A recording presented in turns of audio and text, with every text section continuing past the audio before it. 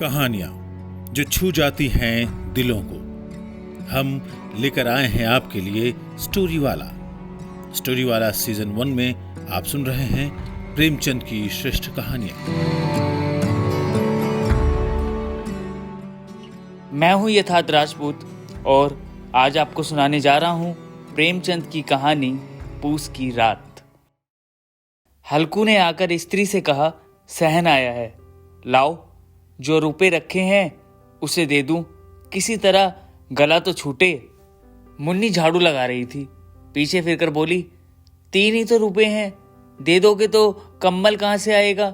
माघ पूस की रात हार में कैसे कटेगी? उससे कह दो फसल पर दे देंगे, अभी नहीं।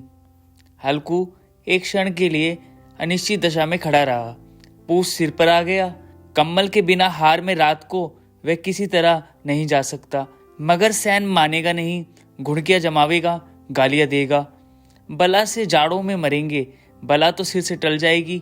ये सोचता हुआ वह अपने भारी भरकम ढील लिए हुए, जो उसके नाम को झूठ सिद्ध करता था, स्त्री के समीप आ गया और खुशामद करके बोला, ला दे दे, गला तो छूटे, कम्बल के लिए कोई दूसरा उपाय सोचूंगा। मुन्नी उसके पास से दूर हट गई और आंखें तरेरती हुई बोली, कर चुके दूसरा उपाय, जरा सुनूं तो कौन सा उपाय करोगे? कोई खिरात दे देगा कम्बल? ना जाने कितनी बाकी है जो किसी तरह चूकने ही नहीं आती।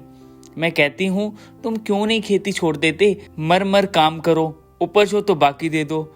चलो छुट्टी हुई, बाकी चुकाने के लिए ही तो हमारा जन्म हुआ है। पेट के लिए मजदूरी करो, ऐसी खेती से बाज आए, मैं रुपए ना दूंगी। हल्कू उदास होकर बोला, तो गाली खाऊं? मुन्नी ने तड़प कर बोला, गाली क्यों देगा, क्या उसका राज है? मगर ये कहने के साथ ही उसकी तनी हुई बोहें ढीली पड़ गईं।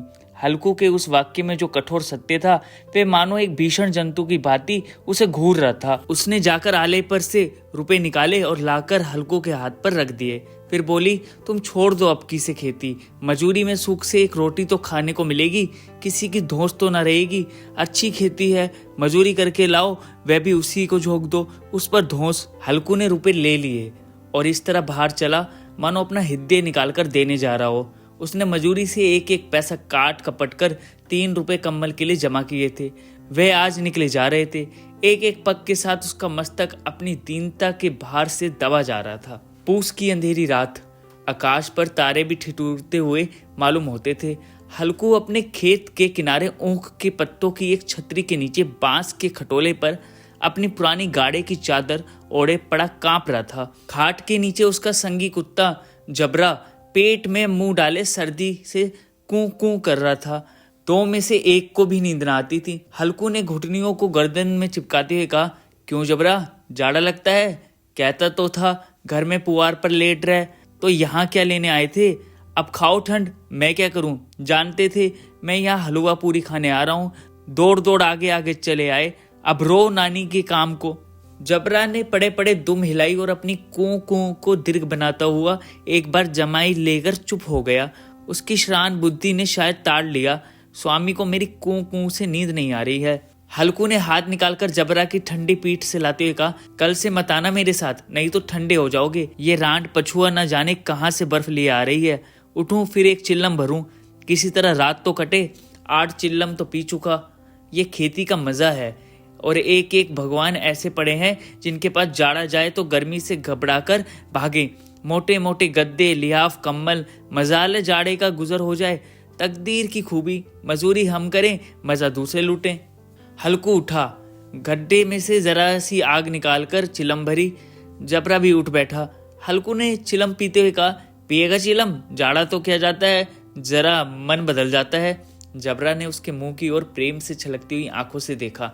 हल्कू, आज और जाड़ा खा ले, कल से मैं यहाँ पुआल बिछा दूंगा, उसी में घुसकर बैठना, जब जाड़ा ना लगेगा। जबरा ने अपने पंजे उसकी घुटनियों पर रख दिए और उसके मुंह के पास अपना मुंह ले गया। हल्कू को उसकी गर्म सांस लगी। चिलम पीकर हल्कू फिर लेटा और निश्चय करके लेटा कि चाहे कुछ हो अब की सो जाऊंगा। पर एक क्षण में उसके हृदय में कंपन होने लगा।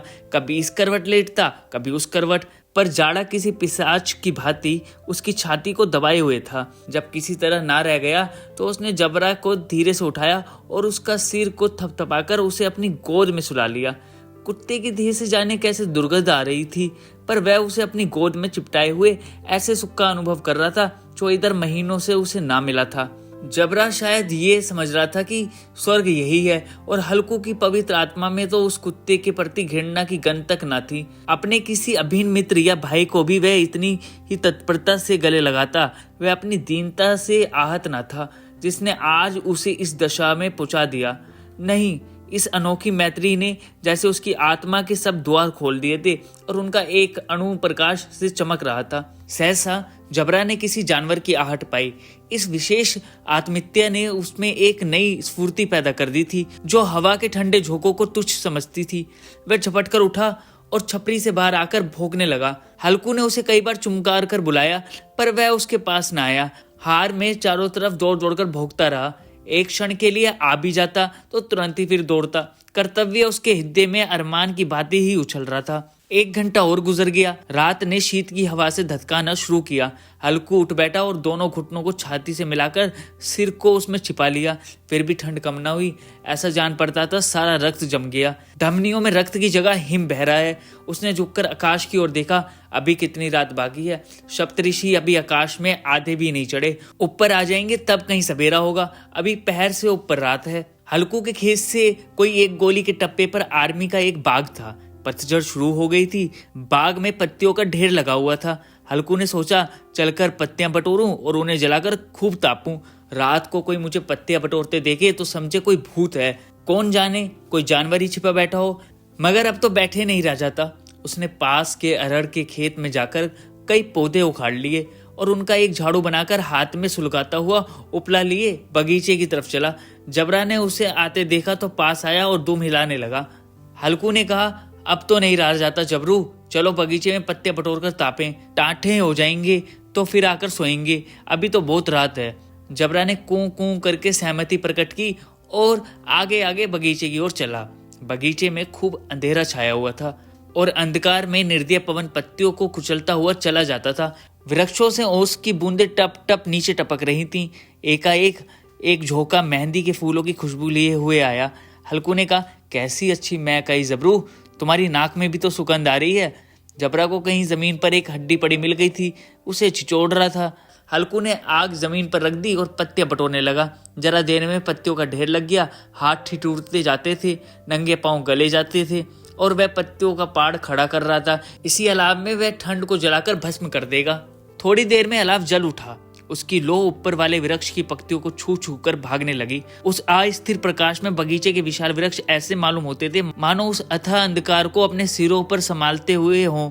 अंधकार के उस अनंत सागर में ये प्रकाश एक नौका के समान हिलता मचलता हुआ जान पड़ता था।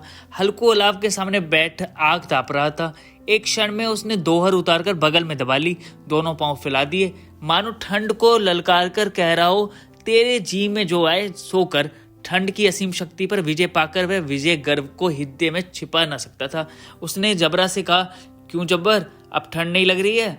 जब्बर ने कूं कूं करके मानो कहा, अब क्या ठंड लगती ही रहेगी। पहले से ये उपाय न सूझा, नहीं इतनी ठंड क्यों खाते? जब्बर ने पूंछ हिलाई। अच्छा आओ इस अलाव को कूदकर पार करें, देखें कौन निकल जाता है। अगर जल गए बच्चा तो मैं दवा न करूंगा। जब्बर ने उस अग्नि राशि की ओर कातर नेत्रों से देखा। मुन्नी से कल ना कह देना, नहीं तो लड़ाई करेगी। ये कहता हुआ वह उछला और उस अलाव के ऊपर से साफ निकल गया। पैरों में जो लपट लगी पर वह कोई बात ना थी। जबरा आग के गिर्द घूमकर उसके पास आ खड़ा हुआ। हल्कू ने कहा, चलो चलो इसकी सही नहीं, ऊपर से कूद कर आओ। वह फिर कूदा और अलाव के इस पार आ गया। पत्तियां जल चुकी थीं।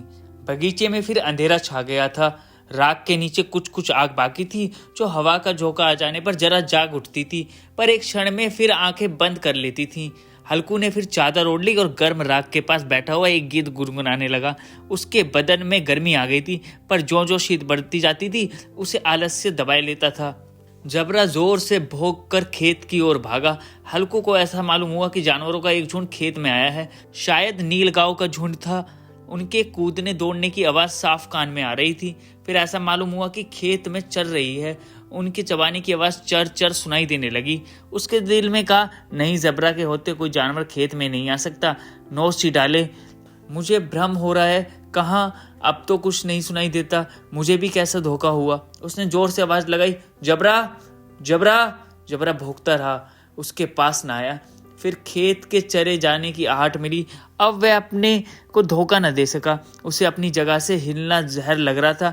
कैसे दंदिया हुआ था इस जाड़े पाले में खेत में जाना। जानवरों के पीछे दौड़ने का मन नहीं कर रहा था। वह अपनी जगह से ना हिला। उसने जोर से आवाज लगाई, लीहो लीहो लीहो। जबरा फिर भौंक उठा। जानवर खेत चल रहे थे, फसल तैयार है, कैसी अच्छी खेती थी, पर ये दुष्ट जानवर उसका सर्वनाश किए डालते हैं। हल्कू पक्का इरादा करके उठा और 2-3 कदम चला। फिर एकाएक हवा का एक ऐसा ठंडा चुभने वाला बिच्छू के डंक का सा झोंका लगा कि वह फिर बुझते हुए अलाव के पास आ बैठा और राख को कुरेदकर अपनी ठंडी देह को गरमाने लगा। जबरा अपना गला फाड़ डालता था। नील गाय खेत का सफाया किए डालती थी और हल्कू गर्म राख के पास शांत बैठा हुआ था। अकमरेनिता ने रस्सियों की भांति उसे चारों तरफ से जकड़ रखा था। उसी राख के पास गर्म जमीन पर वह चादर ओढ़कर सो गया। सवेरे जब उसकी नींद खुली तब चारों तरफ धूप फैल गई थी और मुन्नी कह रही थी कि आज सोते ही रहोगे, तुम यहाँ आकर रम गए और उधर सारा खेत चौपट हो गया। हल्कू ने उठकर कहा, क्या तू खेत से होकर आ रही है? मुन्नी बोली, हाँ, सारे खेत का सत्यानाश हो गया। भला ऐसा भी कोई सोता है? तुम्हारे यहाँ मड़ैयाँ डालने से क्या हुआ? हल्कू ने बहाना किया, मैं मरते मरते बचा, तुझे अपने खेत की पड़ी है। पेट में ऐसा दर्द हुआ कि मैं ही जानता हूँ। दोनों फिर खेत की डांट पर आए। देखा सारा खेत रोंदा पड़ा हुआ है और जबरा मड़ैया के नीचे चित लेटा है, मानो प्राण ही ना हो।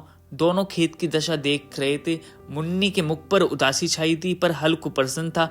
मुन्नी ने चिंतित होकर कहा, अब मजूरी करके मालगुजारी भरनी पड़ेगी। हल्कू ने प्रसन्न मुख से कहा, रात को ठंड में यहाँ सोना तो न पड़ेगा।